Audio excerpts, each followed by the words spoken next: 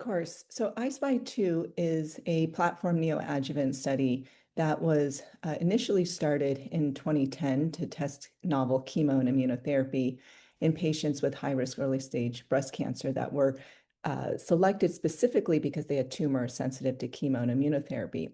And over the last few years, we have opened the Endocrine Optimization Pilot study within I-SPY 2 to really test patients who have tumors that are predicted not to benefit from chemo and immunotherapy.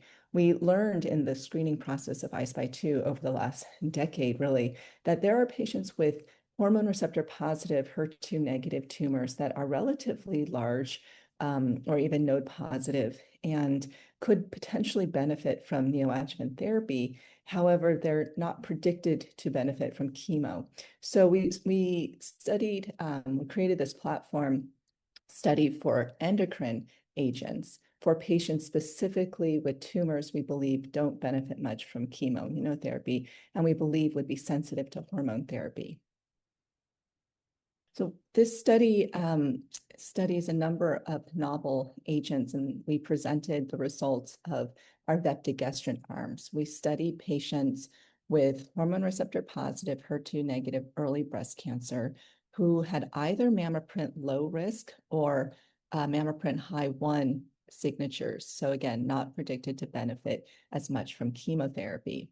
And patients were randomized to either Vepdegestrant, the PROTAC ER degrader, monotherapy, or in combination with Abemaciclib, or in combination with the AI Letrozole. So 3 arms.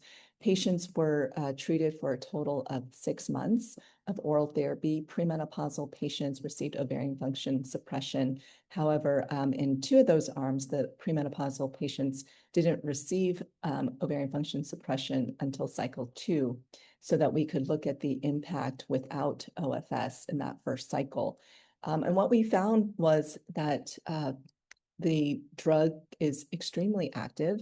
We looked at a number of endpoints. The actual primary endpoint of the study was feasibility, to see if at least 75% of patients could complete 75% of the study therapy, and that was found in all 3 arms. We found that Ki-67, which is the marker of proliferation with endocrine therapy, was suppressed significantly in all 3 arms, nearly 90% suppressed Ki-67 under 10%, and over 50% demonstrated cell cycle arrest with Ki-67 under 2.7%, of course, highest in the Abemaciclib arm. We saw significant reductions in MRI functional tumor volume, a median of about 84% reduction across the 3 arms, no differences between the 3 arms. And what was really interesting is that we found that some patients could convert from being clinically node positive to pathologically node negative, which historically we have not thought to be the case or common with neoadjuvant endocrine therapy. And we saw anywhere between 11 to 19%, depending on the arm.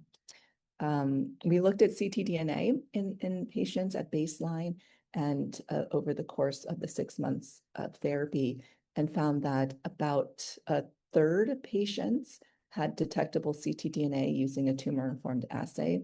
And of those that were positive at baseline, over 75% of them cleared their ctDNA by the time they were ready for surgery. And that's remarkable. I think also reassuringly, we saw that patients who were negative, who had negative ctDNA at baseline, remained negative at surgery. So there wasn't anybody that became positive at surgery, which is, of course, very reassuring. All 3 arms were well tolerated. The Abemaciclib arm did have more adverse events and serious adverse events compared to the other 2. However, there were no new safety signals seen in any of the arms. Over 75% were able to complete 75% of study therapy. So we believe that all 3 of these regimens are tolerable, but as expected, the Abemaciclib arm did have more toxicity.